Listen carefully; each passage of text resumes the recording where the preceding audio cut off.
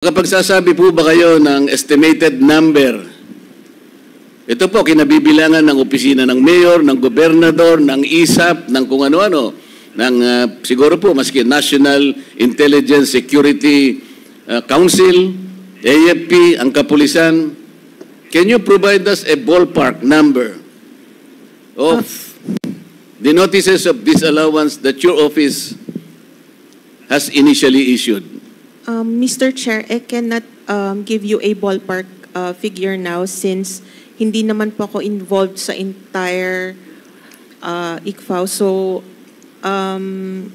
wala po bang isa sa inyo na nakaupo ngayon sa aming harapan ang makapagbibigay man lang ng estimated number? Napakarami po ng mayor, napakarami po ng gobernador. Precisely, sir. Kaya sa ibang division, wala po akong... Pwede ba natin sabihin 100 or 500 notices of disallowance? I cannot say po, Mr. Chair. How can you help us? We are supposed to be doing this in aid of legislation. Kaya namin kayo pinatawag para tulungan nyo. Sabihin ko na po ang presence po ng mga kinatawan ng Commission on Audit. Gusto ko po sanang itanong mula sa kanila, ano-ano pong mga opisina ng ating pamahalaan o ahensya ang pinagkakalooban po ng intelligence and confidential funds?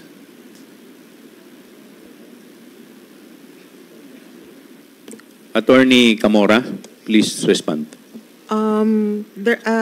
Confidential funds are given to NGAs, to LGUs, and some GOCCs po. You can elaborate, Madam Representative, sino po sa mga LGUs ang binibigyan po ng intelligence and confidential funds? Sa LGUs po,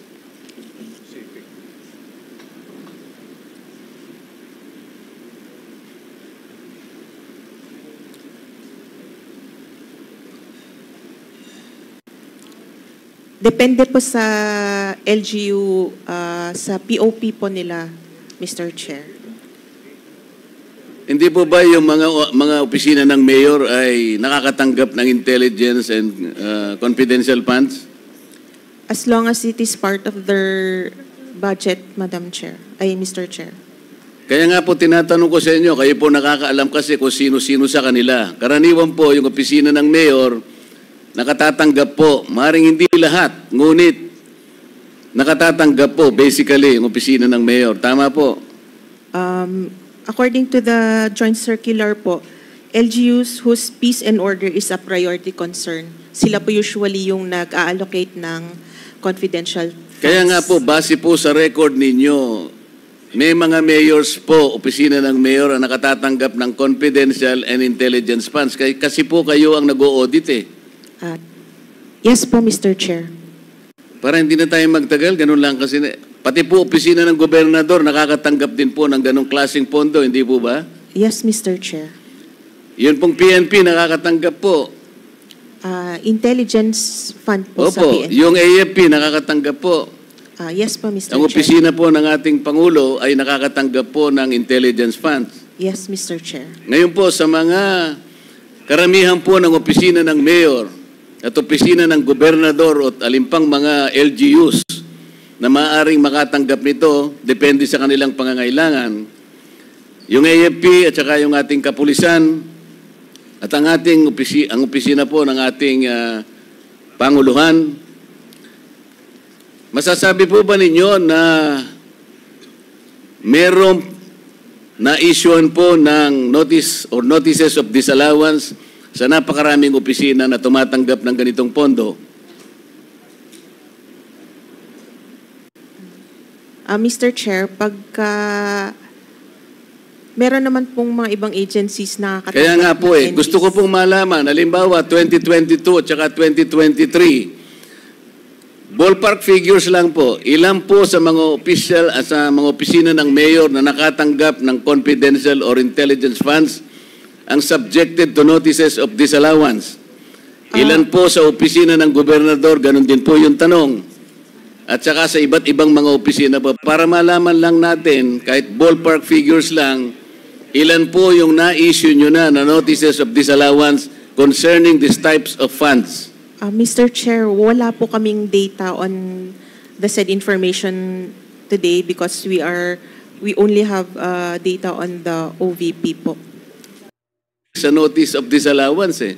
Bakit po yung opisina lang ng OVP ang meron kayong record? Yung hawak po namin ngayon, Mr. Chair, since ito po yung subject ng inquiry, we are prepared as to the OVP. Pero as to other O agencies... sige po, ganito na lang. Meron po ba kayong estimated na bilang ng na-issue nyo na kayo po kasi pag intelligence and confidential funds, kayo po yung auditing unit ang nakatoka para tingnan po ang pagkakagasta ng tipo ng fondong ito. Tama po? Tama po, Mr. Okay. Chair. Makapagsasabi po ba kayo ng estimated number?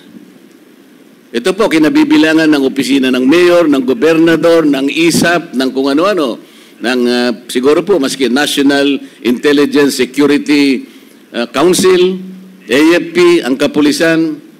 Can you provide us a ballpark number of the notices of disallowance that your office has initially issued?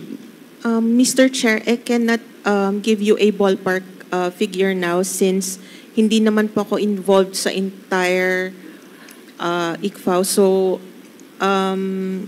wala po bang isa sa inyo na nakaupo ngayon sa aming harapan ang makapagbibigay man lang ng estimated number? Napakarami po ng mayor, napakarami po ng gobernador. Precisely, sir. Kaya sa ibang division, wala po akong... Pwede ba natin sabing 100 or 500 notices of disallowance?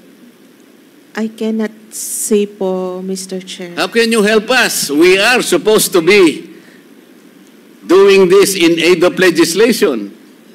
Kaya namin kayo pinatawag para tulungan nyo. Mr. Chair, Ang sabi po ng jurisprudence, which was quoted by no less than the former Chief Justice of the Supreme Court, Reynato Puno, quoting various jurisprudence. Kasama na po yung Arnold versus Nazareno. There should be a legislative purpose. That's number one requirement. The number two requirement, there should be pertinency in relation to those legislative purpose. Kaya po tinatanong ko, you have 1 minute. Tinatanong ko po ngayon, gaano karami, o sige ganito na lang, marami ba ang na-issue nyo po na notices of disallowance in connection with these types of fund?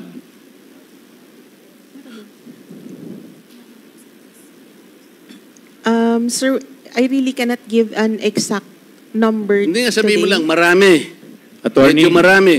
Attorney Gamora, could you please submit the documents that the Honorable Marcoleta is requesting? Yes. Kasi sa ngayon, Mr. bago ako As to the magtapos, numbers. Mr. Chair, I want Yes, to wind Mr. up now.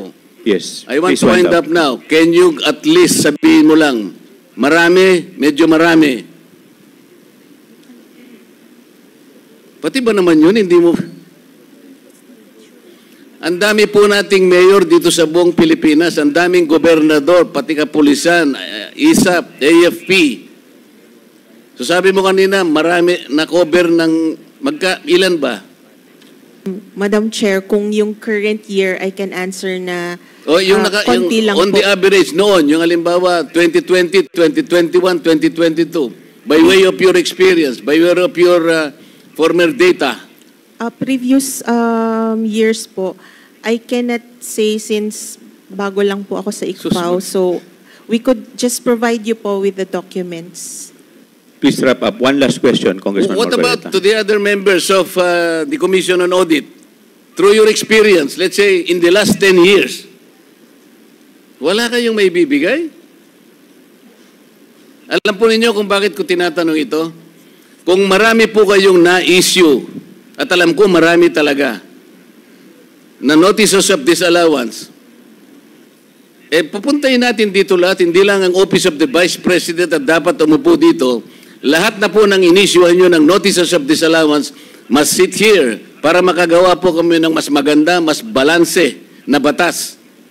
Kung pag-uusapan po ay ang paggamit nitong intelligence funds. Do you understand, Madam? Yes, I understand po the question. So However, the committee is expecting to receive the number as well as the pertinent records pertaining to the issuance of notices of disallowance to the municipal mayors, governors, the PNP, the AFP, and such other agencies who are recipients of intelligence and confidential funds, because later on we will also summon them and sit with us.